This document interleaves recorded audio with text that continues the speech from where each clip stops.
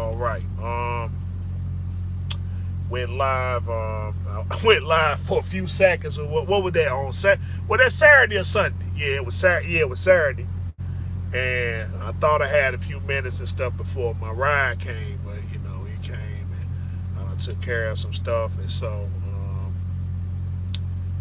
just giving people an update and stuff about what's going on. You know, I'm back, but I'm only temporary and stuff like that. So, like I said, if it's any questions, we doing some Q&As and stuff like that and everything. But hey, we trucking and banking though. we trucking and banking though. But man, let's see. I guess to give an update, I went down to Florida, right? I went down to Florida. I'm gonna tell you that whole trip was number one big disaster, man. I thought, let's see, did you ever get that transmission? No, I ain't get it. No, I ain't get it. No, I ain't get it. Stuck car. I talked to my man. I talked to that man down there in Richmond, and um, what they claiming is they two different companies when they actually the same and stuff. What's that okay, they say they transaxle, right? And so the people that was supposed to do it for me was down there in Charlotte.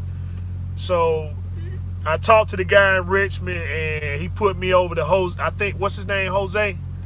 He talked to Jose and stuff, and so Jose talking a little crazy, cause he talking a little crazy and stuff like that. I'm like, shoot, dude. Based on what they trying to do, and I ain't getting nothing. I ain't getting nothing but the number 3 and the number what's that? The number 3 and 7. I'm just trying to get that gear and stuff fixed. And from what he quoted me and stuff, I can just go down there to Florida and get the I just go ahead and get the whole transmission just swapped out and just be done with it. So um he talking a little crazy for he talking a little crazy for what little work and stuff he gonna be doing. He just dropping the bolt, and he just dropping 10 bolts and stuff, man, and a drive shaft. And that's it. And when the transmission come back and stuff, it's already gonna be full of fluid. And they just putting 10 more bolts in, um, putting the drive shaft on and stuff, and putting back on the shifter. That's it. He talking crazy, so no. But man, I went down there to Florida. I went to Florida thinking like, man, okay, I'm about to kick my feet up, and I went to all them chrome shops down there. I went to, let's see, what you say? That's what I did. 6K, new transmission, clutch.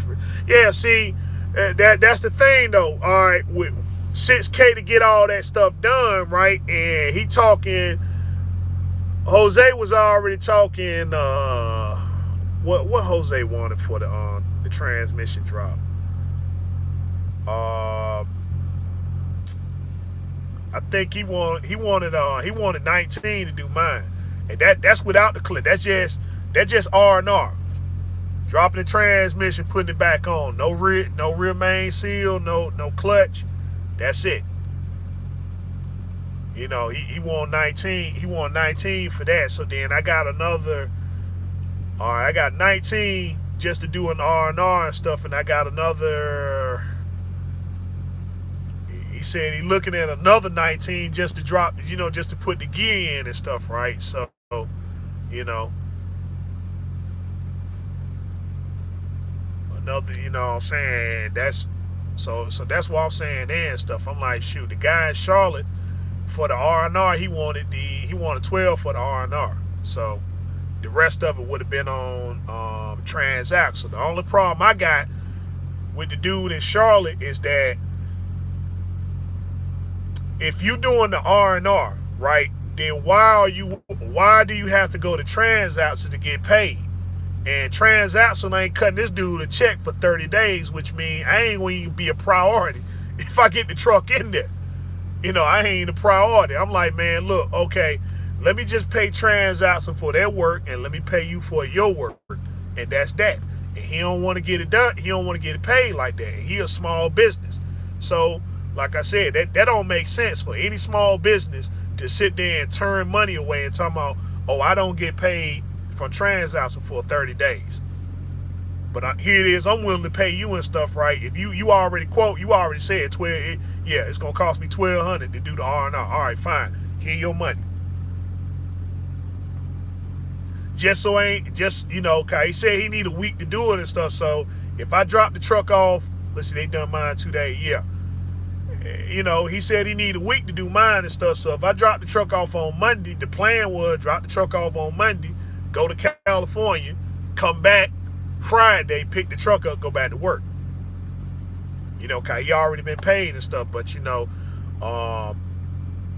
I'm finding out a lot of my mechanics, even though I'm paying them and stuff like that, they still ain't did the work. Like this dude, not to kind of jump off subject, whatever and stuff. Like I got I bought a Nissan Titan, a pickup truck, and it needed transmission in it and stuff like that. So I go down into the shop where the guy already, so he doing a transmission swap, right? He ain't doing no rebuild, he doing a swap. This dude done been paid over a month ago. He done been paid over a month ago and stuff, man. And so I'm calling this dude and stuff, and he's taking in other work beside my stuff now. A transmission swap on a car, well, especially on that pickup truck. The only thing you're doing is just taking off the coolant line, dropping the drive shaft, and you're dropping the drive shaft and stuff, and the shift linkage. That's it. You're just dropping that. Take the old one off, put the new one on and stuff like that and everything. Rehook all the stuff. You can have it done in about a couple hours. And he done had my truck over a month now. I can't get it registered and none of that stuff there till you clear the codes and stuff out. So, but yeah. But man, like I said, I went to Florida, and Florida was a complete disaster. I went to all the chrome shops down there. What's that company? Randy's. They always advertising on Facebook and stuff. Man, I went in there. They ain't got nothing. They don't have anything for a Cascadian. Nothing, man. It's either KW, where it's either W900. Peterbilt 379, and that's it. He had a month now. So the dude that's doing the rebuild, the guy that's doing the rebuild on my Titan, I got an Armada too. I got a Nissan Armada. He doing a rebuild on that and stuff. So of course I call him. He done been paid and stuff like that. I paid him in November, so I'm figuring like, yeah, it's gonna take him a little bit of time and stuff. He ain't got started, man. So all my vehicles are down. I'm figuring like, man, shoot, I'm gonna be in my vehicles up and riding and stuff like that, and they ain't even touched them. So I'm like, at this point, I'm almost about to tell them, man, look, y'all can have these vehicles and stuff like that. I'm gonna go down here and just get me a Tahoe. That's what I'm really thinking about, getting a Tahoe. But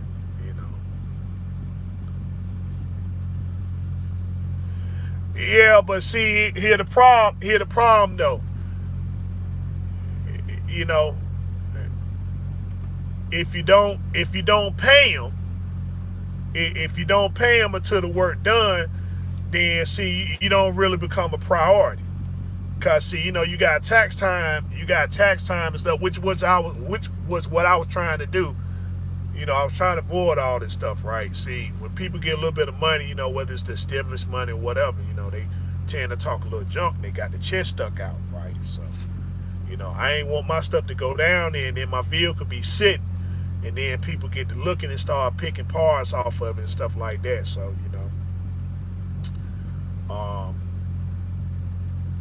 but yeah.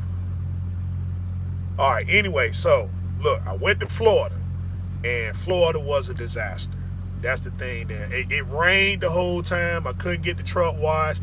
I wanted to get my wheels and tanks polished and stuff. Well, no, not my tanks. Wanted to get my wheels polished. Couldn't even get that done, and now I'm back up. I'm back on my regularly scheduled route and stuff. Back up to Massachusetts again, and so the only thing about Florida I could say was good was if anybody's curious about wanting to know what everything was like before COVID hit, go to Florida. Cause I'm saying they absolutely do not can stuff, man. I think I forgot my mask and stuff. Yeah, I forgot my mask and I was about to go back and get it. And they knew I was going back to get it. They said, man, listen, don't worry about it. Come on in here. Come on in here and stuff, man. You know, the Santans don't care about nothing over here and stuff, man. You know, we ain't sweating that. We all through warehouse and stuff like that, man. People ain't wearing no mask or nothing. It's like, man, you go in the store, hey, I ain't wearing no mask, and that's that. And so it was kind of scary, but then at the same time, it wasn't. You know, I guess, man, maybe it's just the weather, you know, cause it's always hot down there. But they absolutely don't care in Florida. I mean, restaurants are open and stuff, and they like, you know, hey, they do the social distancing thing and stuff, I reckon, for like, you know, political purposes. But other than that, man, I mean, shoot, you know, they absolutely don't care down there. But man, like I said, it was just a total disaster, man. I just sat there and went down there and just wasted time, and that was it. I didn't get nothing done, nothing accomplished until I made my way back up to South Carolina. Then that's when I started getting all the stuff for the truck. But that Chrome Shop Randy's, you know, if you go on Facebook and stuff like that, man, look, hey, you just better off just order offline from them. Don't go to the store. Don't go to that store and stuff, man. It just, they ain't got nothing, you know. Like I said, 379 Pete, Kenworth W900, that's it. Every other truck and stuff, man, you know, no, we ain't got nothing. Complete disaster, man. What's that other Chrome Shop? 75 over there, Wildwood, same thing. Went to went to 75 Chrome Shop, man, and that's all I did. Just walked in, walked back out. It's a nice spot, but it's, you know, same thing, man. If you ain't got no, you know, well, I'm gonna say this, you know, you got a Cascadia, man, you just waste your time going in there. They got everything for every other truck except Cascadia. But yeah, other than that, man, I mean, you know, the stuff I ordered for the truck that came in, and so now I just need to get rid of this refrigerator. You know, I need to get rid of this refrigerator that's taking up space and stuff, man. I got me another one, more compact, more efficient refrigerator and stuff like that. So a lot of my other stuff that I need for my content and stuff, that done came in. So I'm just trying to figure out how to work that. And so, you know, my uploads ain't gonna be like, you know, over here on this it ain't gonna be on the cell phone and stuff no more. So but other than that and stuff, a lot of people kind of got upset with that. It was one video I dropped.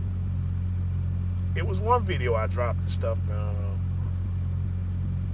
It was a live feed I did a couple weeks back and stuff, where I kept, you know, my live feed kept getting interrupted and stuff like that. And so, you know, I guess I got a lot of messages and stuff pertaining to that. But I mean, hey, yeah, I was kind of everywhere and stuff on that video and stuff, and that was because, like I said, I couldn't stay focused on the fact that everybody kept calling. So yeah, that's the thing there and stuff. And so let's see, what's the other issue?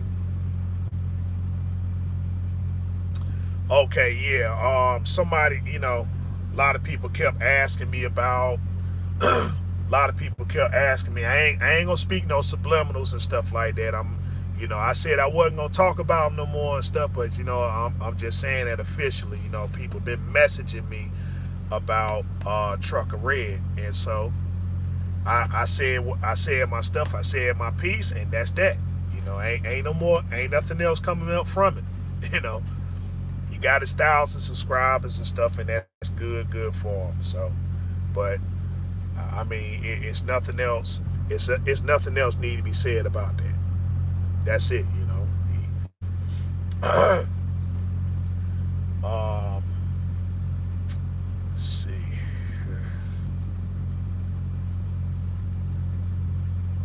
Um, and yeah, that's it. So other than that, I'm gonna go ahead and issue this challenge.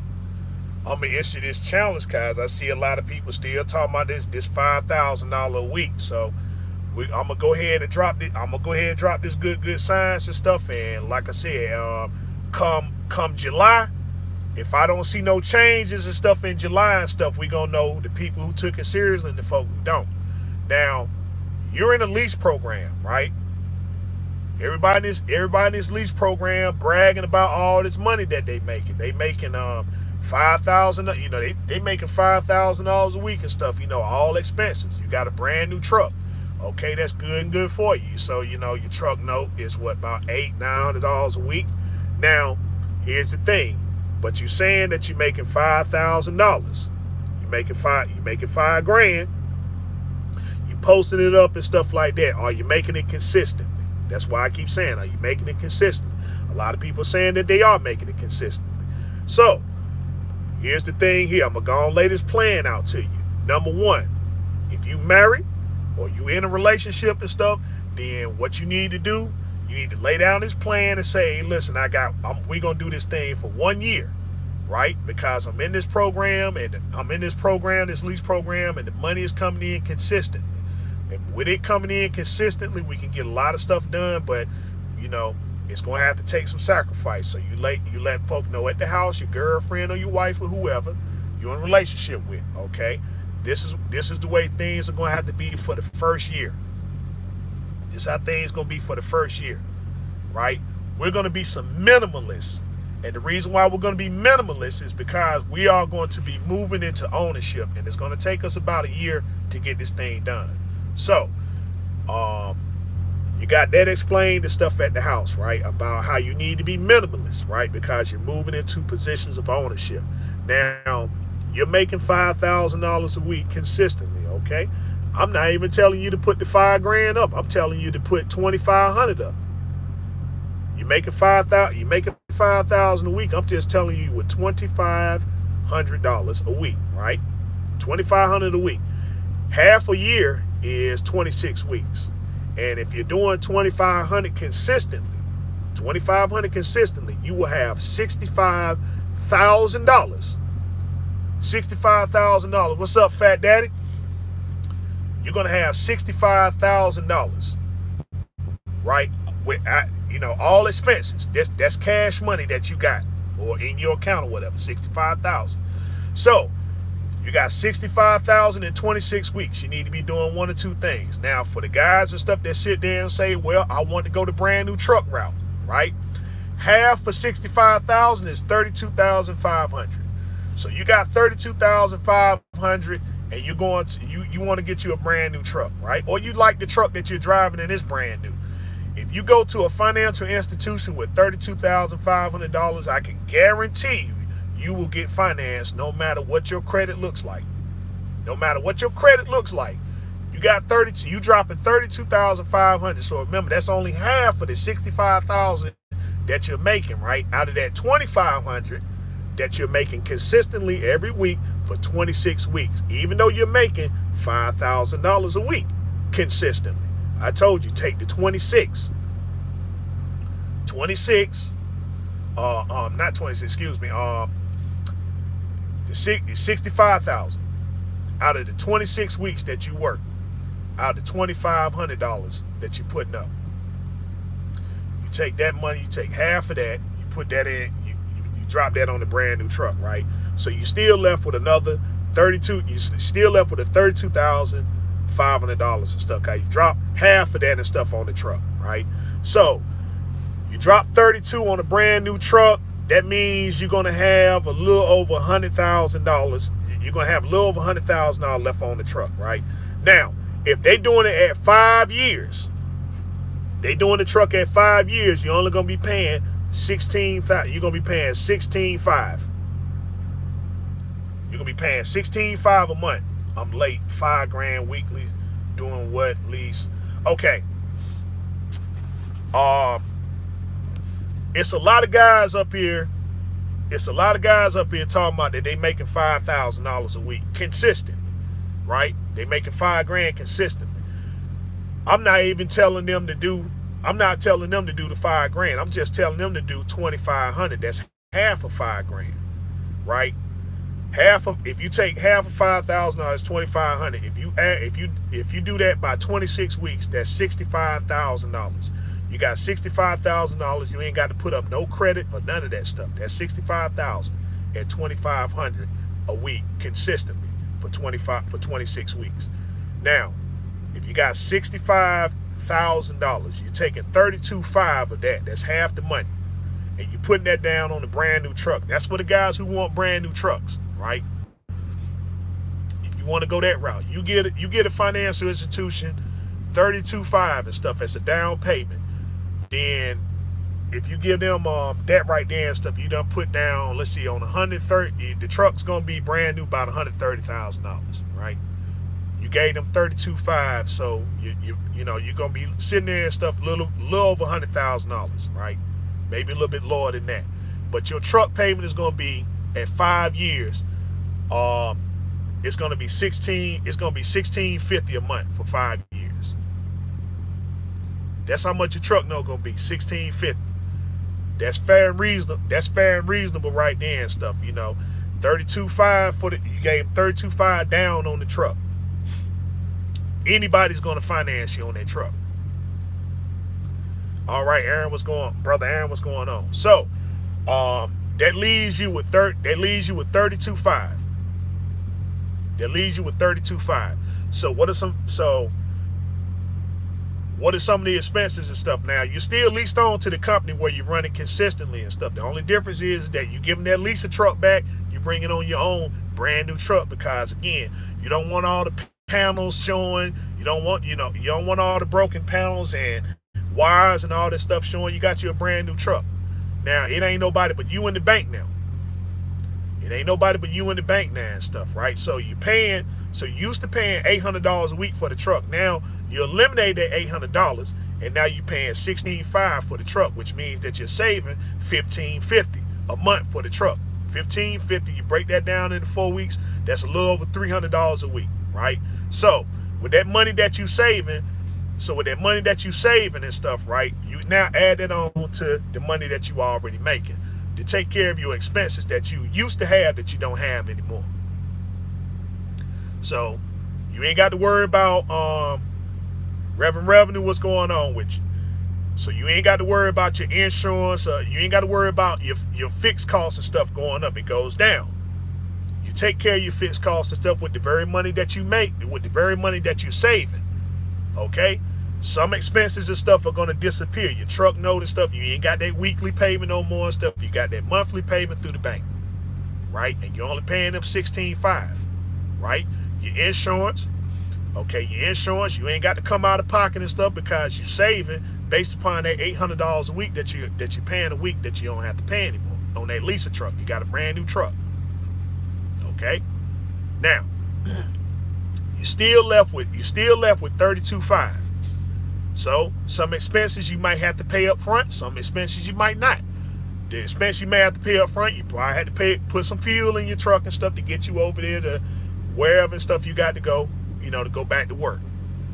You got your $22.90 that you got to pay and stuff, which I highly doubt that you probably have to pay that up front, being that you lease, but the thing is that your cost is going to be very little, right? To get the truck back over there, to get back into the rhythm of of what you was already doing to start with, because you're making $5,000 a week consistently, right? And you're only taking 2,500 of that and stuff, right? So that's the first half. That's the first half, right? So The second half, right? You do it again. You don't work the whole year, another 26 weeks. You got another 62.5. You got another 62.5, right? You got a brand new truck. You work consistently. You're making $5,000 a week and stuff, and with cutting that in half and stuff like that, you're doing 2,500. You done saved it up. Now you got another 62.5. I mean, you got another 65,000.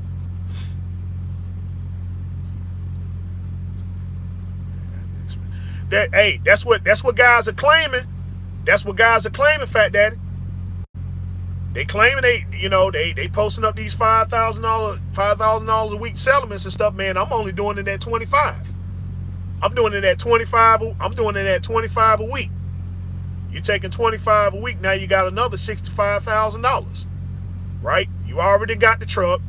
You got the 65,000 and 25 plus whatever money that you saved. Whatever money that you saved, because you're no longer in that lease no more, right? You're no longer in that lease no more and stuff. But I'm letting you trick off all the rest of the money. I'm just telling you to put that 2,500. So now remember that discussion that you had and stuff at the house, with your wife and stuff like that, your girlfriend talking about being a minimalist. So you already got the truck, right? You already got the truck. You already got the work and stuff to where you're consistent. So now you start talking about your living arrangement. You start talking about your living arrangement and stuff because, a truck gonna cost you more than a house. But what's the purpose of you going over here getting a house? What's the purpose of you going over here getting a house and stuff and then arrogantly saying that, well, I got 30-year mortgage on this house? Do you think 5,000 is a realistic net after expenses? Well, yeah, that's what according to a lot of the other guys out here, yeah. But remember, I'm not doing it at $5,000. I'm doing it at 2,500. I'm doing it at 2,500. So you can trick off the other 2,500 if you're making it. I'm just telling you to take the 25 that you got. I'm just telling you the 25 that you got and stuff. So you can take that other 25 and start adding that towards bills and all that other stuff, because again, you got 65,000 from that 25 that you saved, the 25 that you saved. So that other $65,000 in 6 months that you so-called making, right? Because you're making $5,000. That's what you take care of your bills and stuff with. Now, I don't know of a person that, remember, we're doing this as being minimalist, right? Because you're paying rent and all the other stuff there. So it ain't no purpose of you trying to sit over here and build stuff into something that you're going to be leaving that soon. You're going to be leaving that soon. So that's if you go the new truck route. You ain't got nothing to worry about and stuff because you got this brand new truck in there. You got this brand new truck. So you know the ins and outs, the comings and goings and stuff like that. So, if you got to go to the shop, it's something that you did, And 9 out of 10 is going to be under warranty. It's going to be under warranty and stuff because the only thing that your truck probably going to be going in there for and stuff is after treatment stuff. And so they already know that they got to jump on that for the first 2.5 years anyway. So you done got your truck that's brand new and stuff. So after a year, you got another $65,000.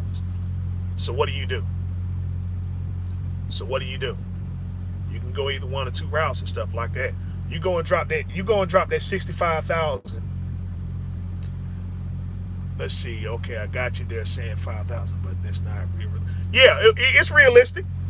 It's realistic if you. It's realistic if you want it to be realistic because I don't think that nobody's up there fudging the numbers.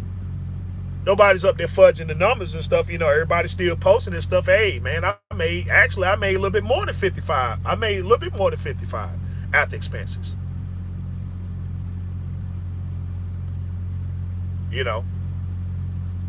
But that 25 is realistic. 2,500, that's realistic after expenses.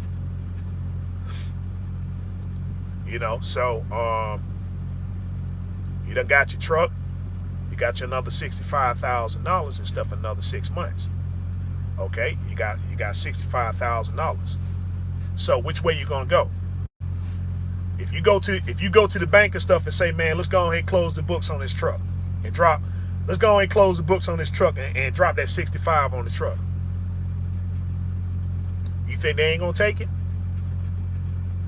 Because remember, a lot of people don't understand financial literacy and stuff. And the thing is that the bank is willing to take a loss, which they're not really taking a loss and stuff, because they're taking money, that means cash on hand, to go over here and buy other things and stuff so they can put it out there in the market to finance for other people that's going to be doing it for 5 years.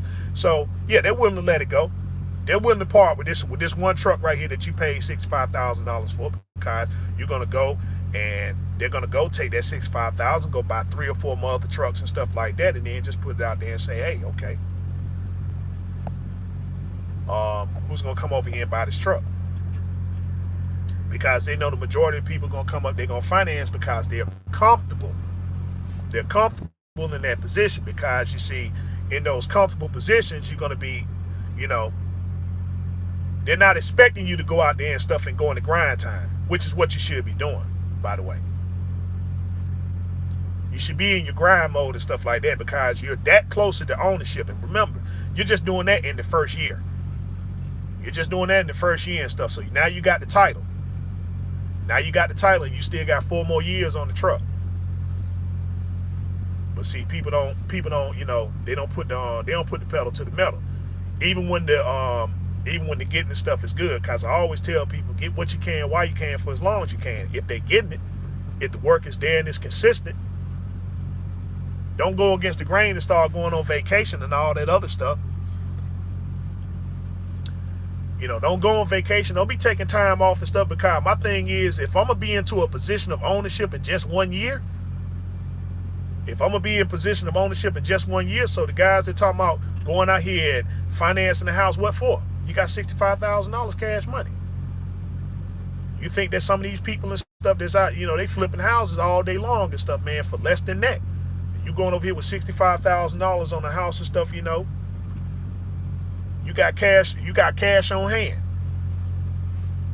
You got cash on hand and stuff. Yeah, of course, not too many people are doing that and stuff, but then, you know, for the people that do, remember, cash is king. It's the reason why cash is king, because not too many people are coming up with the cash. They saying, well, I got the down payment. All right, yeah, we'll roll with the down payment. I just got a down payment and stuff like that. Get in the house, get comfortable and stuff like that. Now you got 30 years. And you over here, you know, your first home and stuff, you sitting over here in your 40s, and you got 30 years. You got a 30-year mortgage. Come on, man, get real. That's not living in reality. Tell my man, your house gonna be paid off when you 70 years old. That's not reality, man. You ain't gonna be driving no truck. You ain't gonna be sitting there driving no truck and stuff. Not with the way things and stuff are going. Not with the way things and stuff are going, but you know, that's another video for another time. But what I'm saying is, while the getting is good and stuff, right? Why is everybody out here taking all this time off?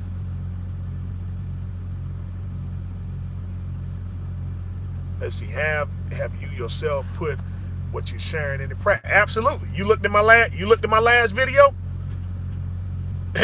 you looked at my last video and stuff. Like I said, I'm not posting settlements. I'm not posting settlements. That don't mean nothing. I'm posting what I actually got. I ain't tricked off no money or nothing like that. That's just on my EFS card. How I get paid, they pay me. They put it on my EFS card, and then I take it off my EFS card and I put it in my bank account. I don't do direct deposit. I don't do direct deposit stuff because it take too long. That's on my fuel card. That's on my fuel card and stuff. And so after you get a certain amount, I gotta dump it. And you heard what was on that fuel card and stuff. Now the thing is, I got other accounts too. I got escrow accounts. I got escrow accounts right here where I'm at. I got 2 of them. I got mine, and then I used to have the little one and stuff that the company and stuff was starting. But do you know what they was doing? They was still, when I met the minimum, they was still taking out that 125 on me. They was taking that 125 on me. So I sat there, made a phone call and stuff. I said, they said, yeah, we gonna stop. I said, no, don't stop it. Don't stop it, double it. Go ahead and double it. So I've been taking 250 since I've been here and stuff, and I almost been here 2 years. I've been almost 2 years and stuff. So in order for you to have $10,000, you got to put away $185 a week for you to have 10 grand. I've been putting away 250, and I've been here almost 2 years, and they've been taking that money out, and I haven't borrowed it, haven't touched it. Only thing I do, I keep on seeing it grow every week. So you got that escrow there and stuff, and then I got another escrow. When I came here and stuff, I put a ton of money into, just in case the worst came to worst. And then of course I got my settlement and stuff for what I make. So you see, when I start, I practice what I teach. I practice what I teach. I ain't telling you to go out here and just do this stuff, and I ain't doing it myself. I practice what I teach. I put that video there for a reason, because the thing is that many people get up here and stuff, and they post certain things and stuff like that, but then when you need some proof or some verification, they start backing up. The number, they trying to make the numbers and stuff make sense when the numbers don't make sense. And that's all I'm saying. If you're going to be a teacher, if you're going to be dropping signs to the people and stuff, then you got to be able to give people substance. You can't just be saying stuff just to be saying stuff, and then it don't make sense, because somebody gonna catch you. And when somebody catch you and stuff like that, hey, now you got some explaining to do when they really ain't no explaining. Anybody can fudge the numbers up and stuff like that and everything, and then they want to go against the grain and talk about, well, no, that ain't feasible, that ain't possible. It is possible. For guys talking about, man, your credit and stuff all jacked up, this the way you need to be going. Because see, you got a problem when your credit stuff is jacked up. Hey, you got to start putting some capital and stuff together, which means you're gonna have to be doing some grinding and some sacrificing. But hey, you sit there and you get a little bit of money, start buying a whole bunch of cars. You buying a whole bunch of cars and stuff like that. You ain't got no kind of residual income and stuff other than you getting out here and driving the truck. So the only thing that's working is you. Truck ain't working, credit ain't working, money ain't working. And then you up here and stuff, 6 months later, a year later and stuff, talking about, man, you ain't in any more position of ownership and stuff than you were when you first got started. And there's plenty of opportunity there, but you want to say, oh, well, it's their fault. It's the company fault. It's everybody's fault except yours. But then you looking at people who actually got ownership. You looking at people who got ownership and stuff, and then, hey, they going out here and they showing you how it's done. Oh, no, that ain't real. That ain't real right there and stuff. This man done sat there, done bought this truck cash money. He done bought the truck cash money, done sat there, done laid the whole thing out from start to finish. All right, this is what type of rebuild and stuff you need to get. And stuff. Man, you on the worst case scenario. You got supposedly the worst motor there is. You got the worst motor there is and stuff, but you trucking and banking. You trucking and banking. At the house. You at the house and stuff like that. Ain't really working hard. Okay, yeah, I'm gonna get out here. When it's time to grind and stuff and get it, you got it.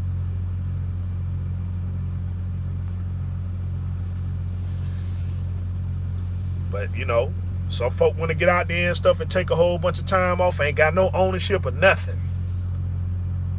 And stuff. And then when you try to turn them on the game and say, man, listen, you kind of in a good position whether you know it or not.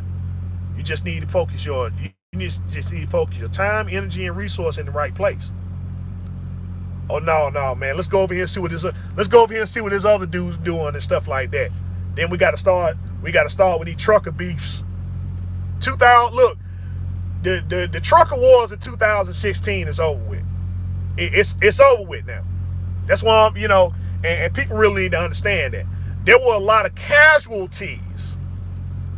There were a lot of casualties in the last trucker wars, because people think that, oh, well, they just, everybody just gonna fight a certain way. They ain't doing that. When people fight, some people gonna fight you the American way. Some people gonna fight you the American way and stuff, That's why I say, I urge people, people over here messing with Trucker Brown, they over here messing with Trucker Brown and Low Shine.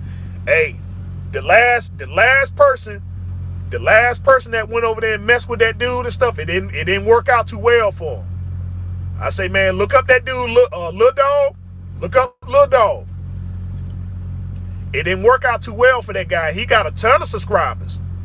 It didn't work out too well for that guy because when that judgment came, he was already in a bad position, man. You know, you get that judgment and stuff against you, then you see, okay, well, ain't no more talking about rolling up on somebody and stuff like that. Somebody gonna start rolling up on you. Hey, sir, you got served. You need to be at court at this time right here and stuff, and then they got a $75,000 judgment against you. You see what I'm saying? You got $75,000 judgment because some stuff that you put up here on YouTube, and you talking about people ain't taking it seriously. That's how them guys get down. They ain't got time to get out there and get their hands dirty. They got lawyers and stuff at the ready. That's why I say, like, man, look, if your money and stuff ain't right, you better go and back off some of these guys and stuff, man, because when them judgments and stuff come and they hit you, oh, they hit you where it hurts. Ain't no talking about rolling up on somebody and stuff like that. Yeah, $75,000 judgment. They over here garnishing your paycheck and stuff, and somebody out there trucking and banking. They doing a bunch of banking, but they ain't doing no trucking. Let's see, I've been out here 4 years. What steps should I take to become an own operator? Become an own operator, company lease.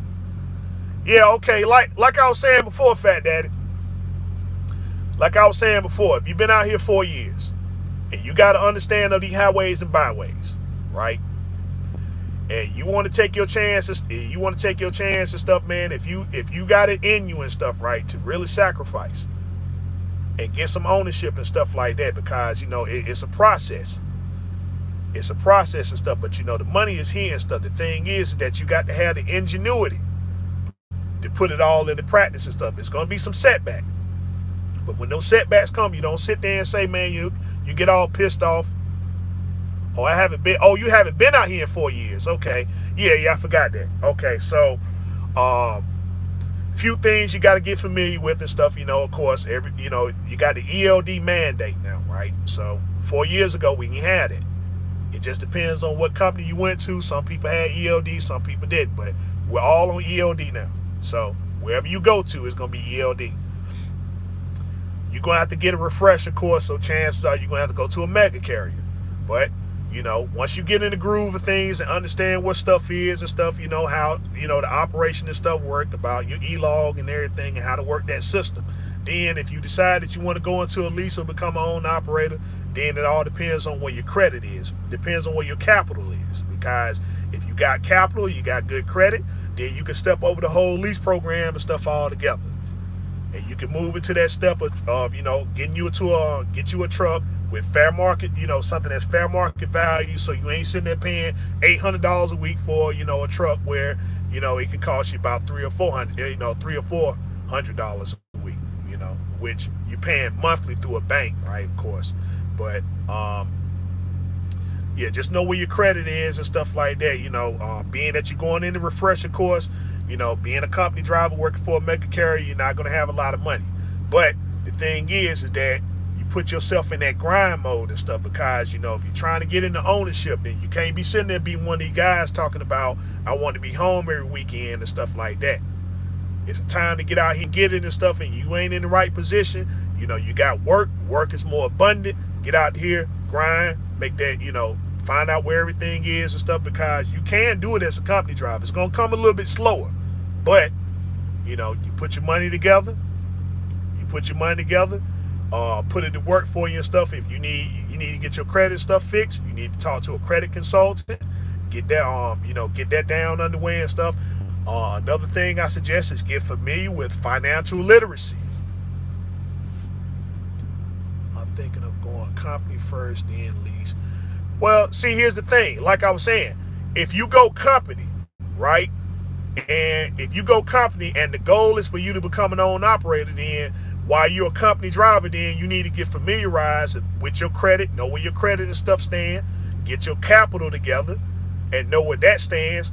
and get an understanding of financial literacy, right? So that if you take the step into an own operator, then everything that you need will already be at the ready. Because there's some people that been company drivers that went on ahead and took the step of becoming a lease driver, and then they're learning the business as they're becoming a lease driver or as they becoming an own operator.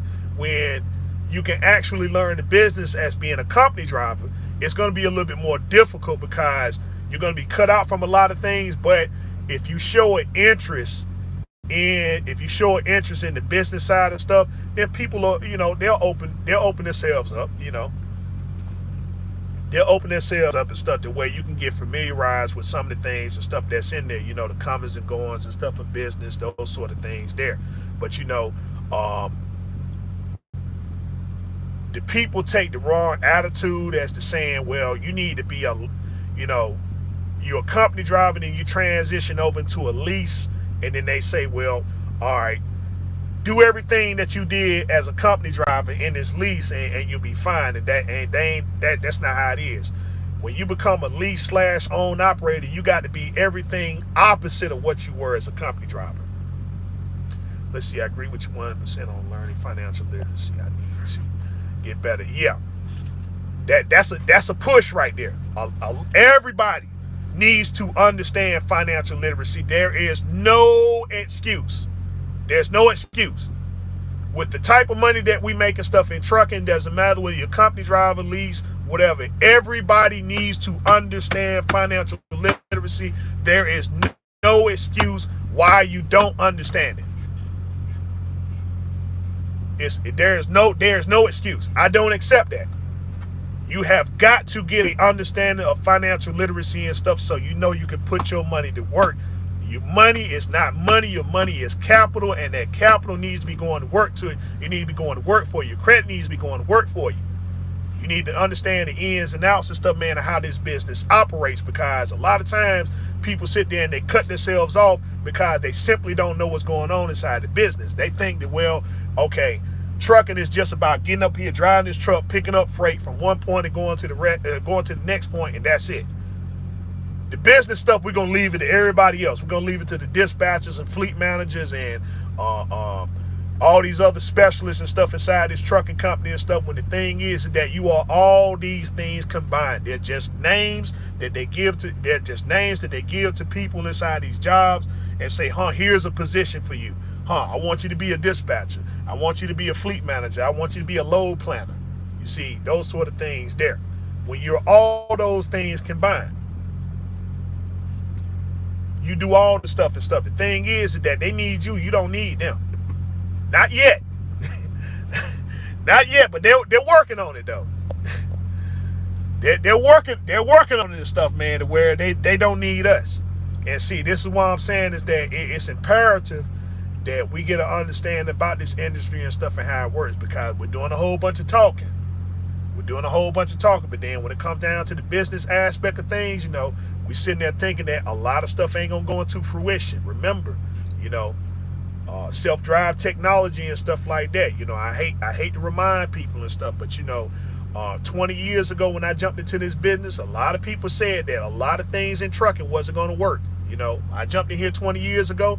They didn't say that. Well, a lot of people saying automatic trucks, the auto shift trucks and stuff, man, hey, that ain't gonna work. Now here it is, auto shift trucks are the norm now. They didn't say that the new hours of service, they say that wasn't gonna work when they instituted back in 2004. They didn't say, oh well, that's not gonna work. This industry gonna be messed up. They implemented the new hours of service back in 2004 and stuff, man, and the industry has been more efficient. They said e-logs wasn't gonna work. E-logs is just gonna shut down the whole, everything's gonna be late and stuff like that. And e-logs now and stuff have become more efficient. They are the norms and stuff now. You see what I'm saying? A lot of technology that was in trucks, GPS wasn't so, GPS was unheard of. Let's see, I have over years trucks saying that don't let those mega carriers talk you into going into a lease. Why is that? The reason why a lot of people, a lot of reasons why they tell you not to let the mega carriers talk you to a lease is because they don't understand. They don't understand the ins and outs and stuff, man, of what really makes the money inside the trucking companies. What they tell you, mega carriers, what they tell you to do is that, okay, yeah, we're going to put you in this lease truck and pay you cent per mile. Just, cent per mile and stuff. It's about, driving the miles and stuff like that. More miles, more money. Remember, man, you got to get 3,300 miles a week. You got to get 3,500 miles a week. You see what I'm saying? When that was a real possibility back when we was on paper, but now we're on e-logs. You might get 3,300, you might get 3,000 miles this week and stuff, but next week you still got to stop somewhere and get it to 34-hour restart. So you done lost 2 days right there. You done lost 2 days right there. So your 7-day operation became a 5-day operation. And if you don't get those miles and stuff, then guess what? You in the hole, and all you take is one time for you to get in that hole. You in the hole 1 week, it's going to take you 3 weeks to get out of it. You in the hole 1 week, gonna take you 3 weeks to get out of it. Remember, you got to pay your bills and stuff on you working on a 28-day cycle. So that 4th week and stuff, all your stuff gonna be due. Your rent gonna be due, light bill, water bill, cell phone, all the other stuff there and everything that's gonna be due. So you in the hole 1 week, it take you 3 weeks to get out of it and stuff. So you done basically work the whole month. You done basically work the whole month and stuff, man, to get yourself out of the hole. Now you're back making money. So what happens meantime and stuff, you didn't take no time off. You was out there grinding and all that stuff there. You might have had a few bad loads and stuff here, there, whatever. Time for you to take another week off work. So, people don't understand the ins and outs, the comings and goings and stuff, man, of the industry. Okay, well, yeah, it's good for me to sit there and run miles. Why? But then as a company driving stuff, you notice that, a lot of loads that they're giving you and stuff don't have a lot of miles on it. But you saying, what the heck, I need more miles because if I need more, to get more miles, I need more money. Well, that's not how the business works. Cent per mile is only a measuring tool to see the load that you hauling, right?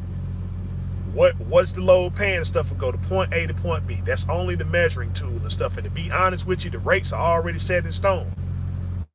They already set in stone and stuff. It doesn't matter whether the load's going over this direction or that direction. Doesn't matter about that and stuff. The rate is already set. How much does it weigh and where it's going? And that's that. The cent per mile stuff and the cent per mile and everything, that's all worked out inside of the company between the carrier and us, the people who sit there and haul the loads. It is our job and stuff, again, to get the complete and total understanding and stuff and say, well, we got to go beyond what we know just because of what somebody tell us and stuff. And we got to be actually in there with the business itself as it's transitioning and understand, okay, what makes the money the money? Because, when the business and stuff is done, they said that they cutting them a check right then. It ain't no, okay, yeah, we waiting 30 days or 60 days or 90 days and stuff. That's what they do with us. This is why we got to wait every Friday and stuff. And I don't understand this again. How can you be a contractor, but you got to wait on your money and stuff, 2 or 3 weeks? And what they doing, because this, again, to understand the financial literacy and stuff, is that as long as the money sits in the bank on a 28-day cycle, whatever's in there, that's what they got to pay the percentage on. So this is why a lot of time when you working in places, then they wonder, hey, why my check got messed up? I didn't get paid this week. Oh, well, we sorry, we made a mistake. We'll pay you next week. We'll pay you next week and stuff. They got the same kind of problems and stuff that everybody else had. But the thing is, because they understand financial literacy and you don't, they know the wordplay and stuff to use. Like, well, okay, we had a glitch in the system and unfortunately we're not able to pay you right now and stuff, right? But by the time we get everything worked out, next week and stuff, we can go ahead and double up that check on Friday. So now that gives them the opportunity and stuff there, because they're going to screw up somebody else's check and stuff on somebody else that don't understand financial literacy, the comings and goings and stuff like that. Their check is messed up so they can pay you. In other words, rob Peter to pay Paul.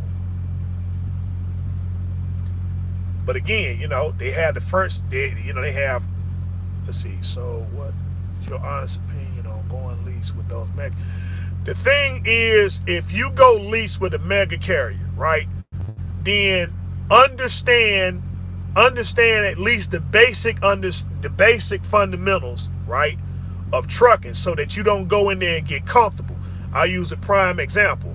A lot of people that go to Prime Inc., right, these are people that get comfortable because they get the trucks and stuff like that, and they put all the fancy stuff all on the truck, whether it's, big fancy pictures and vinyls and all that other stuff there.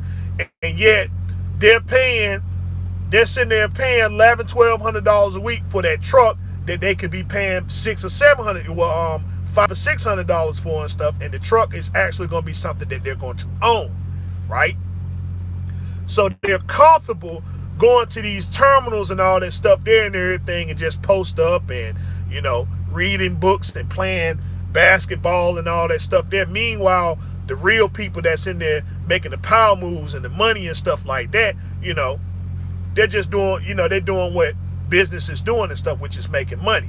But at the same time, you're in there all comfortable. So now when it's time for you to make your money, you can't make it because somebody else is coming up and telling you, okay, your load don't pick up till tomorrow. And they got plenty of freight and stuff that's moving today. Well, hey, go get you a motel, go get that nice motel room and stuff like that. Don't stay in your truck. Go get that nice motel room and stuff like that, and go play in the swimming pool and all that stuff there, to get your mind off the real reality, which is Friday's coming up and you're gonna be in the hole.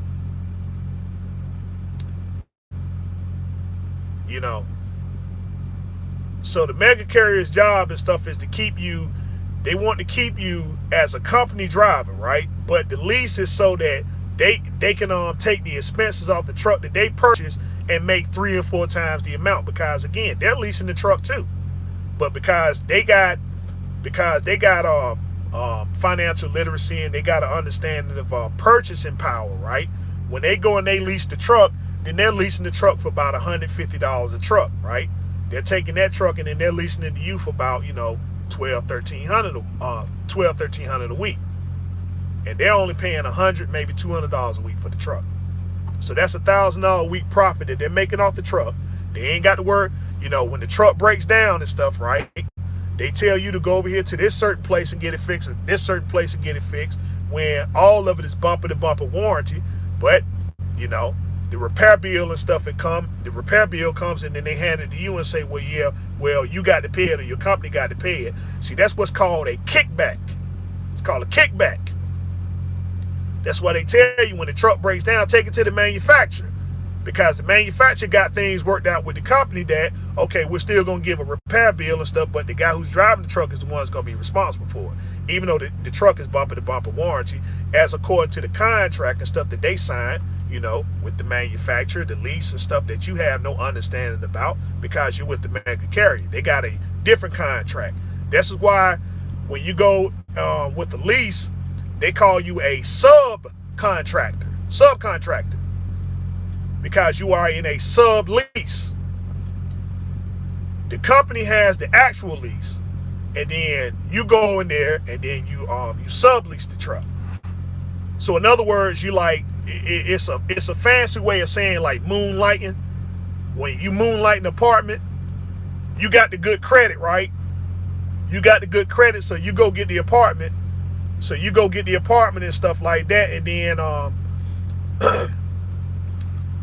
right, so you moonlight the apartment and everything. So the person that the credit and stuff ain't all good and everything, so you paying the regular price for the rent and everything, but the person who's renting the apartment and stuff got to pay maybe 3 or 4 times the amount. But they ain't doing no credit check. Hey, yeah, you can move in here tomorrow and stuff like that. So you paying $400 for rent and stuff, but then the person that's staying in there paying $1,600, $1,800. But they got bad credit, or they ain't got no credit because they don't understand financial literacy.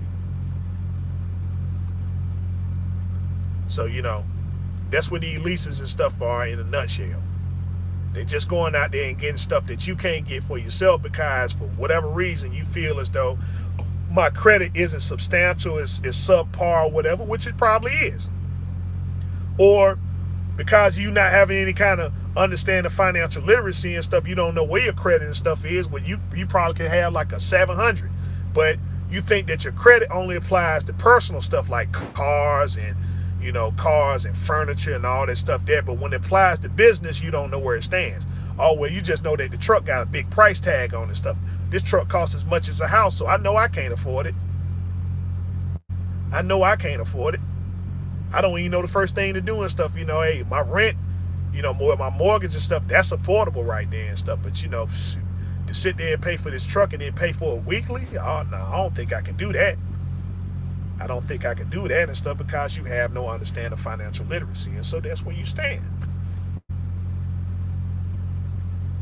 When there's really no excuse for it and stuff because, right now, people who drive trucks and stuff, according to, you sitting over here making anywhere from $60,000 to $70,000, $50,000 to $70,000, $50,000 to $70,000. So again, for a person not to have an understanding of financial literacy, there's no excuse for it.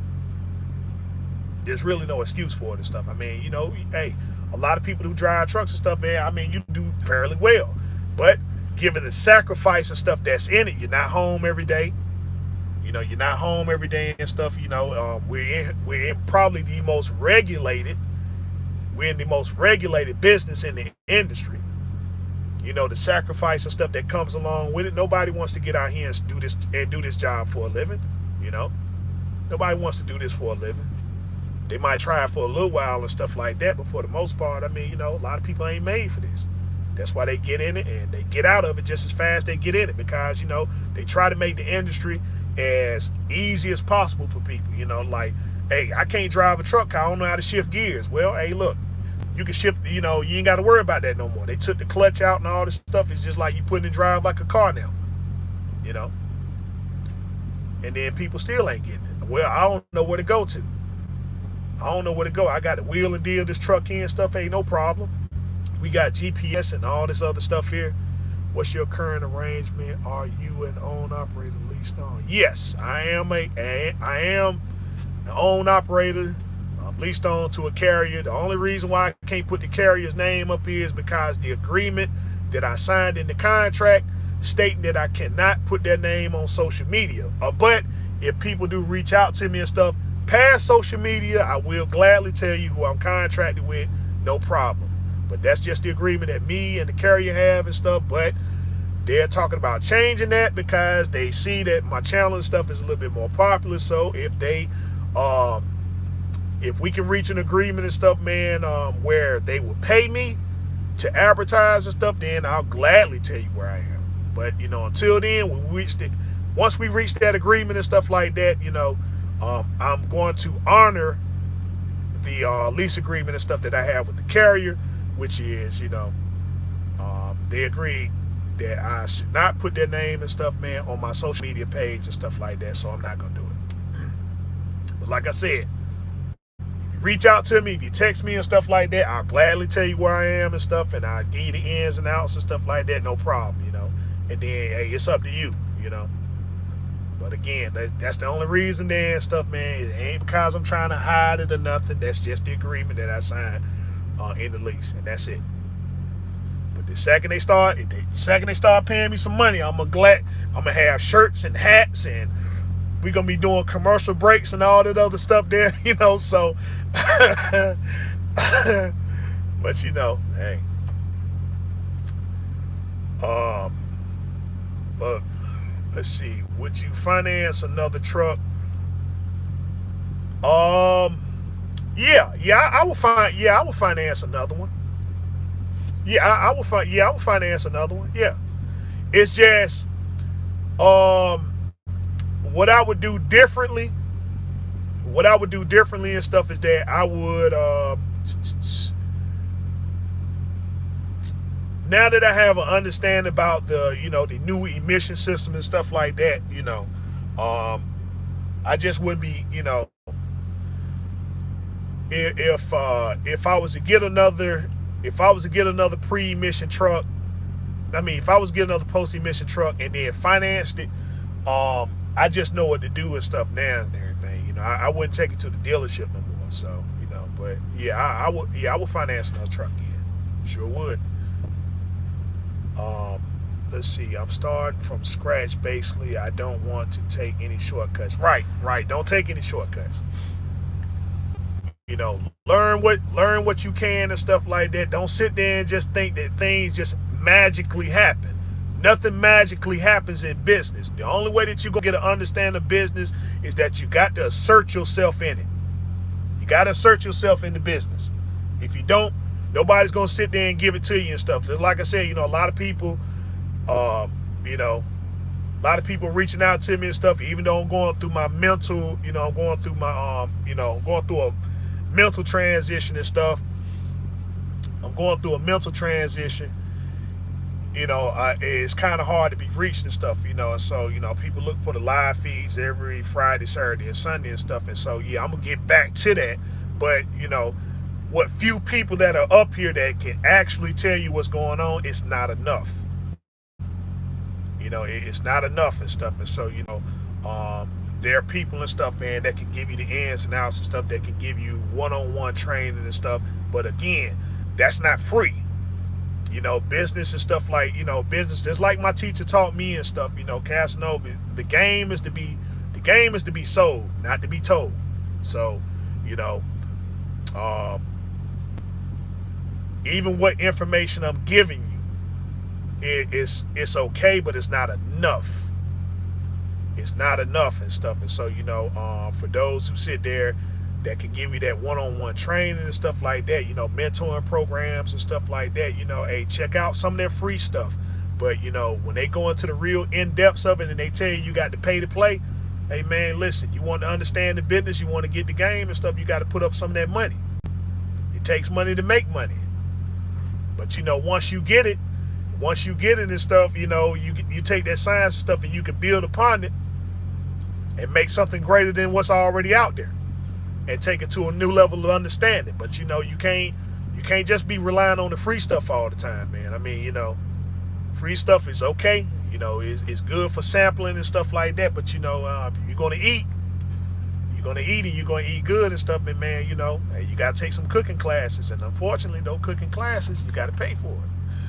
What's going on, Rooster? I've been watching you for a while.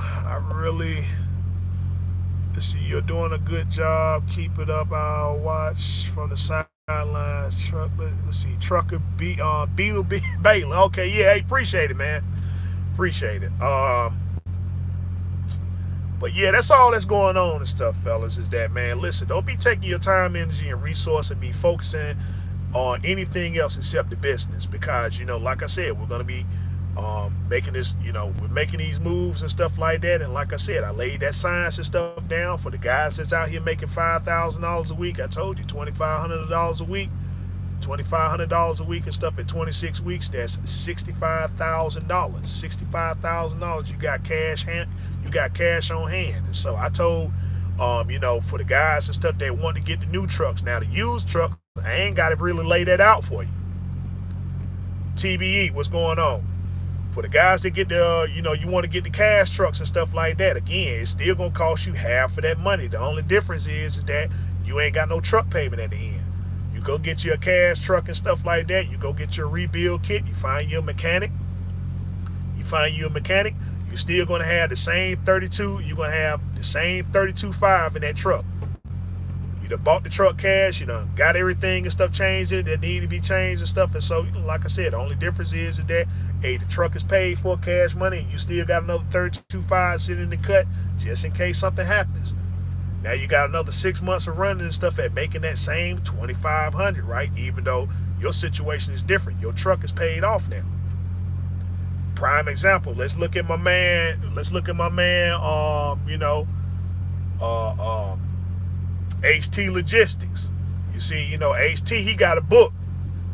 HT got a book and stuff that give you the game on and stuff, you know. So I'm saying, like, if you really want to get the in depths and stuff like that, there you go. You got that. You got right there in your arsenal. Purchase his book. That man practice what he preaches. He got his own authority. That man sat there, you know, and stuff, you know. He bought that truck that he wanted. The truck that he wanted and stuff, he basically did the same thing. You know, he had 5 on hand and stuff. You know, the rest of it was on his fuel card. Instead of just transferring it over, he said, all right, look, I'm just going to cut y'all a check. I'm gonna go and cut you a check for 11,000 and stuff, and then I'll pay the rest of it cash. He paid 16 for his truck, cash truck. It was the truck that he wanted, and he already got most of the stuff taken care of. If anything, now he just got to fix the cosmetics, and that don't cost nothing. That don't cost nothing. So hey, that's a brother that practices what he preaches. When buying a used truck, what things are you checking?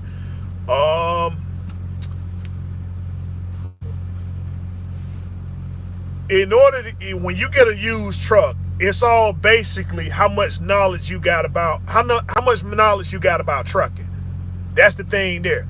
The more knowledge you got about trucking, the better you'll know what to look for and stuff based upon that. But if you got very little insight and stuff, man, then if you got very little insight and stuff, man, it's gonna be very difficult for you. Somebody can sit there and can make a truck. They can put a truck out there and the truck can look good, and you're like, what? Yeah, let me go buy it. Yeah, let me go buy it and stuff like that. And then you think you got a good truck, and then it's like, man, you just bought a piece of garbage. I ain't gonna say you bought a piece of garbage, but you bought a truck that's gonna need some work, and you don't know the first thing and stuff to do. So used trucks in those arenas there and stuff. This is where the guys who get the new trucks and stuff. When you get an understanding. Let's see, talking to a mechanic is best. Well, yeah and no. See, if you talking to a mechanic, yeah, engine hours and stuff like that. But again, if you ain't got no insight about how the comings and goings and stuff for that particular truck, then talking to a mechanic, I mean, a lot of times they'll take advantage of you too. They know that you what's that word, a greenhorn. They know you got very little knowledge and stuff about trucking. Like, oh yeah, that's a good truck right there. Yeah, that's a good truck right there and stuff.